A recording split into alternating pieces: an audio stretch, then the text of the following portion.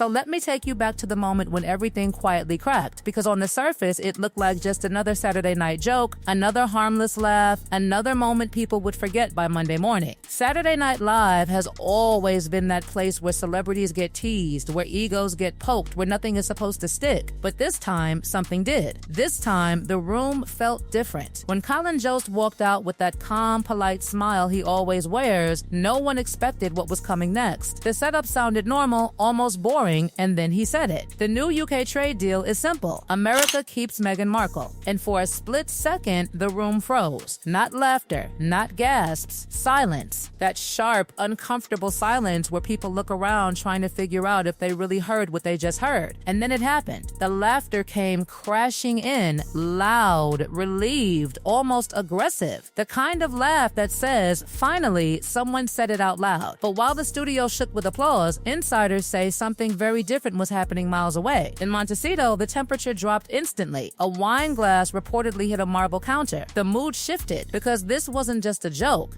It wasn't playful, it wasn't harmless, it cut too close. And then, before anyone could even breathe, Colin went back in. Round 2, only if she deletes her Instagram again. Another wave of laughter, louder this time because everyone knew exactly what that meant. Meghan's brand has always been her real power. The quotes, the poses, the curated softness, the lifestyle glow. And when comedians stop mocking your talent and start mocking your image, that's when the cracks become visible. But the real damage came next, slipped in quietly, almost casually. A reference, a name, certain islands, a pause. He didn't explain it, he didn't need to. He let it hang there, light as a feather, heavy as a brick. Backstage, insiders say panic spread fast, because that wasn't a random joke. That was a door Meghan's team had spent years making sure no one opened. Not a headline, not a scandal, a whisper. The kind exchanged quietly between industry people, the kind that never makes it to print. And suddenly, on live television, it was brushed against, not named, not confirmed, just enough to remind people it existed. And as if the universe had decided this was the moment, the photos resurfaced. Yacht photos. Perfect timing. Or maybe the worst timing imaginable. These weren't blurry party shots or awkward snapshots taken by accident. These were clean, sunlit, magazine-quality images. A gleaming yacht floating somewhere off a European coast. Crystal glasses catching the light. Men in designer sunglasses. Staff moving with practiced ease. Everything about the scene screamed money. Real money. And right there at the center was a woman who looked exactly like Meghan Markle. Laughing. Relaxed. Effortless. Not the Duchess. Not the humanitarian. This was pre-royal Meghan. Pre-fairy tale Meghan. The version the public was told lived simply, worked hard, struggled like everyone else. Except nothing about those photos looked simple. The timing raised eyebrows immediately. Meghan was in the middle of preparing a full rebrand. New wine, new media ventures, a polished lifestyle empire ready to relaunch. And suddenly, images from a chapter she never talks about floated straight back into public view. The question people asked wasn't, is that her? It was, how did she get there?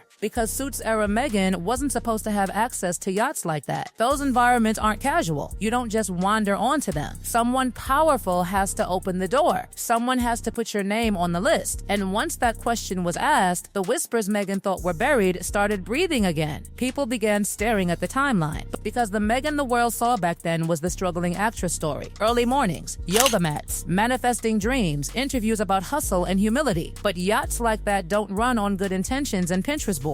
The contrast was impossible to ignore. Her public story said climbing slowly. The photos said access granted early. The girl next door narrative didn't match the scenery. And when stories stop matching images, that's when people start digging. To understand why this hit so hard, you have to understand the brand Meghan spent years perfecting. Everything about it was intentional. The handwritten notes, the kindness messaging, the wellness aesthetic, the soft aspirational glow of the TIG. She wasn't just selling herself. She was selling an image that felt safe, relatable, clean. The Martin Cinderella, except with avocado toast instead of glass slippers. That image became her currency. It's what carried her into the royal world and beyond. But when your brand is built on being self-made and pure, anything that contradicts it becomes dangerous. And those photos didn't just contradict it, they flipped the entire script. Because the woman in those images didn't look like someone slowly climbing. She looked like someone who already had access to rooms most people never see. A Hollywood insider put it bluntly. Her entire narrative relies on consistency. And consistency is fragile. Once it breaks, everything connected to it starts shaking. When Meghan entered the royal picture, the palace didn't just welcome her, they protected her. According to insiders, the moment her relationship with Harry turned serious, quiet background checks began. Not dramatic, not aggressive, just careful. Every drawer opened, every forgotten corner examined. And when whispers about her early social circles surfaced, the elite gatherings, the private invitations, the powerful names, they didn't panic. They polished. Stories softened. Threads disappeared. Publications were gently guided toward the present, not the past. Nothing loud, nothing suspicious, just hands smoothing edges so the transition into royalty could look flawless. But cleanups only work when nothing resurfaces. And when those yacht photos appeared and Snell brushed against a name the palace never wanted connected to Meghan, the old rumor network didn't just wake up. It stretched and walked straight back into daylight. The cracks widened.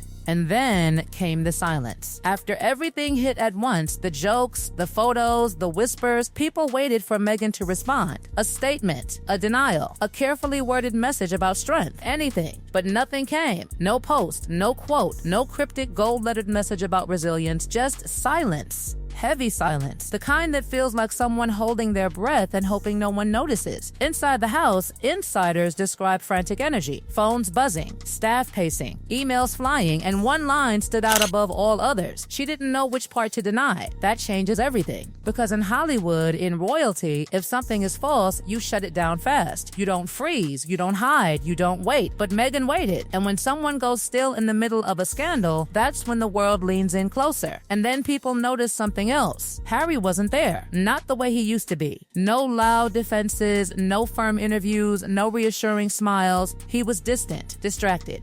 Insiders say he looked like a man reading fine print he had ignored for years, the kind that changes everything once you finally see it. He had built his life around defending her story. He gave up titles, family, home for it. But now, with old photos resurfacing and silence replacing explanations, insiders say he began questioning what he really knew about her early life. The silence between them grew heavier than the headlines. Meghan fought to hold the image together. Harry stood back, trying to understand a story he might never have fully read. And that tension is the real heart of this moment, because the real scandal isn't the joke, it isn't the photos, it isn't even the whispers. The real scandal is the illusion. For years, Meghan didn't just rise, she curated her ascent. Every interview, every photo, every glowing profile was a brushstroke and a perfect picture. The underdog turned duchess, the self-made woman, the fairy tale. But fairy tales have one rule: they fall apart the moment the mask slips. And now the world isn't asking if that's Meghan on the yacht. They're asking what else didn't make it into the story, what chapters were skipped, what connections were never mentioned. The image is flickering, the illusion has cracked, and people are watching through that crack, waiting to see what comes next. Because this isn't the end, it's the moment before the curtain lifts, the moment whispers turn into voices. And according to those close to the situation, this is only the first spark of something much bigger. And here's the part people are only starting to sense, even if they can't quite put it into words yet. Once an illusion cracks, it doesn't heal. It spreads, slowly at first, almost politely, and then all at once. Because now, every past interview is being replayed with new ears. Every carefully chosen phrase about finding her way, about doing it all on her own, about humble beginnings, suddenly feels heavier. Not false outright, but incomplete. And incompleteness is dangerous when your entire public life is built on a single, tightly controlled narrative. People inside Hollywood say phones started ringing in places that hadn't heard her name in years. Old acquaintances, former associates, people who had once been politely quiet because silence suited everyone involved. But silence only lasts when it's protected.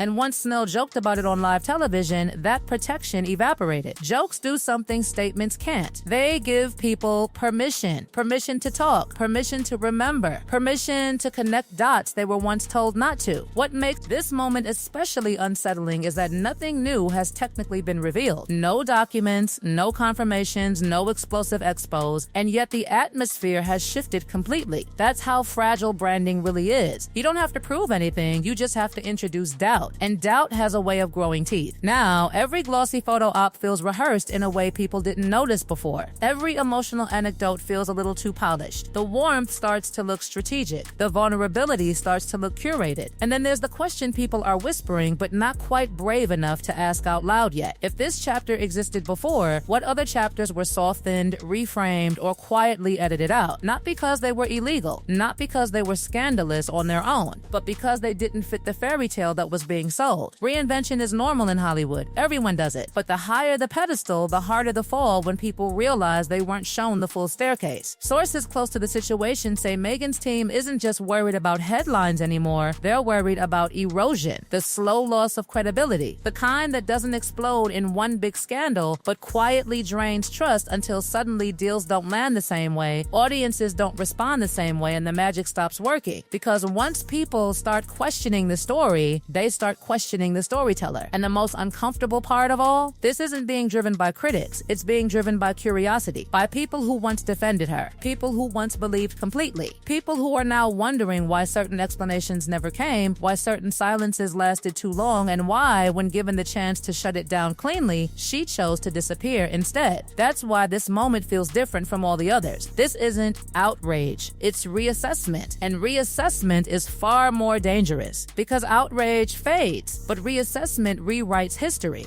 And once the public rewrites your story for you, you never get full control of it back. This is the phase where reputations don't collapse overnight. They thin out, where applause turns cautious, where admiration turns observational, and where the question isn't, did she do something wrong? But do we really know who she is? And once that question is out there, it doesn't go away. Out there, it doesn't go away. Out there, it doesn't go away. Out there.